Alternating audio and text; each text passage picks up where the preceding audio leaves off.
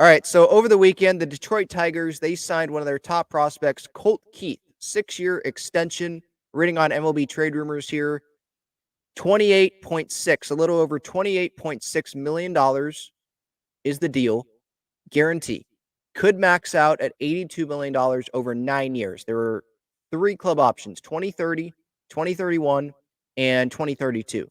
$2 million signing bonus, $2.5 million salary in 2024, then $3.5 mil, $4 million per season, 2026, 2027, $5 million per season in 2028, 2029. So the money does go up a little bit, but it's not like you're going to be paying this guy eventually $30 million a year. Like, this is why the Tigers are doing this, right? To save money. You're giving him more money than what he would get his first couple years in the big leagues, but you're believing so much in this guy's talent, you're saving money on the back end that the Yankees are paying to Juan Soto. I'm not trying to say that Colt Keith is going to be Juan Soto, but I'm just saying in arbitration, there are some pretty high price tags at the last years of these arbitrations, and the Tigers are trying to get out of that, and it's club options on Colt Keith here. So it's not like Colt Keith can say, I don't want to be here after these 6 years, and he goes to free agency, or it's a player option for him for Colt Keith. No, the Tigers can say, nope, we're going to have you here. And in this contract for Colt Keith, it's 10 mil, 13, 15 on those club options in 2030, 32, 2030, 2031, and 2032. So I saw this contract and I'm like, should the Padres try to do this with a couple of their top prospects, Jackson Merrill and Ethan Salas? I didn't want to hit on like Dylan Lesko, Robbie Snelling. Like, they're still years away. Snelling, it feels maybe 2024, but I would think 2025 definitely. We'll see about Lesko. I wanted to focus on Salas and Merrill because those are the 2 top prospects for the Padres. I'm not doing DeVry because he just signed, obviously. But Salas could come up. I mean, Jonathan Mayo was on MLB Network, I think, over the weekend or recently, saying maybe he wouldn't be surprised if the Padres brought up Ethan Salas late in 2024, September of 2024. I think that's a stretch. I don't really understand the point of bringing Salas up in 2024. Let this guy develop. He's 17 years old, and it's at the catching position. Like, let's chill out there. But Merrill, Salas 2025, Merrill 2024. Maybe you'd wait on Salas until like you had some more years on him and you made sure that he's going to be in the big leagues before you give him this contract. But for the Padres, let's say, with Jackson Merrill, do they think about giving this to Jackson Merrill? My question on the Padres side of things, though, is, well, what is the future going to look like, Jackson Merrill with the Padres? Because of the infield, with Jake Cronenworth here long term. Now, if they can work out a trade and trade Jake Cronenworth and that contract somewhere, and then Merrill is able to come up and he has a spot long term in the infield at shortstop or at second base and definitely makes sense, then yeah.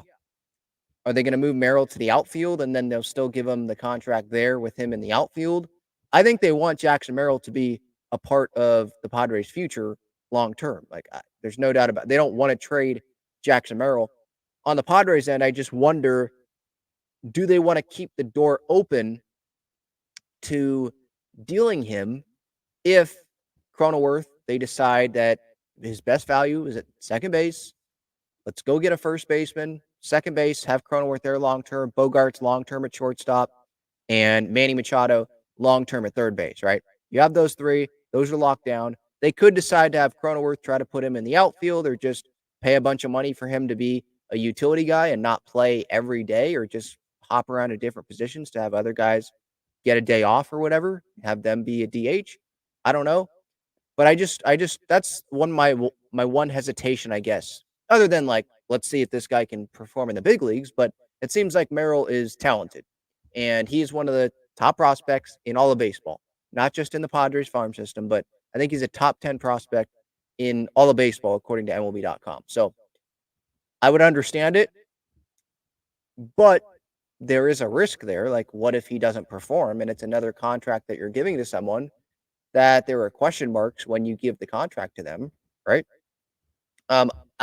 The more questions here is, like, if you're the Padres, with Salas and Merrill. Of course, if you believe in the talent, and we know the Padres have great talent evaluators, that's not really the problem. It hasn't really ever been the problem. The evaluation of talent, it's developing, right? It's what do they do at the big league level. The question for me more about if this could happen is the player side of things. Why would Ethan Salas do this type of deal?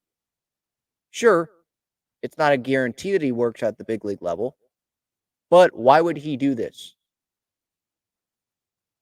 when he's so young? Let's say he debuts the big leagues at age 19 and he's there for 6 years, and then he'd be a free agent. What year? 24, 25, right? 19, 20, 21, 2, 3, 4, age 24, age 25, he'd be a free agent. I mean, and let's say he lives up to the hype or lives up even close to the hype, and he could get another long-term contract as a catcher, whether it be from the Padres or from another team. Who knows what free agency is going to look like at that point? I know it's a catcher, and some teams probably don't want to give a long contract to a catcher, but even if it's not a long-term contract, he could really cash in free agency. So, and the signing bonus that he got from the Padre, the international bonus pool money, right? Because this isn't Merrill. This is a different case internationally. He already has a lot of money. And so I think he probably would be a little hesitant to sign that deal. I mean, I don't know Ethan Salas, so maybe he wouldn't be hesitant. And that's a lot of money, and you could just guarantee it and set your family up for life. Like, there's definitely a motivation to do, or it's definitely appealing to do that. But with Ethan Salas and all the hype, I think that he's good financially, and I think he'd probably be willing to bet on himself. With Merrill, maybe he'd be willing to bet on himself as well. And I believe with him coming out of the draft, he got a couple mil. I could be wrong on that, but I think he got a couple million from the draft there, from that bonus. So he could end up saying, no, I think I'm good. But I think the higher probability of signing this deal would probably be Jackson Merrill, in my opinion. Signing this type of deal where they buy out all your years, they buy out, I should say, 3 years of free agency, and they pay you more than what you would get your pre-arbitration years, but also less potentially than what you would get in those arbitration years, where you could get, 20 plus $1 million a year in those arbitration years. Instead, you could be getting, at least on this contract, you'd be getting, at least for Colt Keith here, 10, or excuse me, in the arbitration years, you'd be getting 4, 5, 6 mil instead of 18, 20, 24 mil, something like that. Club options, 10, 13, 15, where in those free agent years, you could be getting what did Dansby Swanson get? That's a difference there, but it is the security. And if I was in Jackson Merrill's position, if I was in Ethan Salas's position, and sure, I believe in my talent, but that's got to be really hard to sit there. And if the Padres do try to go this way with one of these guys, that's got to be hard to sit there. The team believes in you. They're willing to give you all this money right out of the gate. And I can set my family up for life. I can set myself up for life when as long as I know I'm smart with my money. That would be very appealing, and that would be hard to say no to. But these guys have agents, right? And so they're going to get information on what are you risking? What are you risking losing? How much money are you risking losing if you accept this deal? The question here to this video: should the Padres do what the Tigers just did? They should attempt to do it, of course, because I believe in the talent that if the Padres believe in the talent of these guys, and there's prospect evaluators that believe in the talent of these guys, then yeah, I think that the smart thing is to try to, sure, you might have to pay more at the beginning of the years, the beginning of the contract, I should say, the early years of these guys' big league careers, but you're going to be saving a lot of money at the back end as well. And you could get them, you could have, if there's club options here, like this Colt Keith contract, you have the opportunity to bring them back on like nothing contracts. Because what is free agency going to look like in 2030? Look at what it looks like now, and we're in 2024 with how much money guys are getting, and they're not even coming off of good years. What is it going to look like a long time down the road. So that's something that these players would have to think about. It would be a win for the Padres, I would say.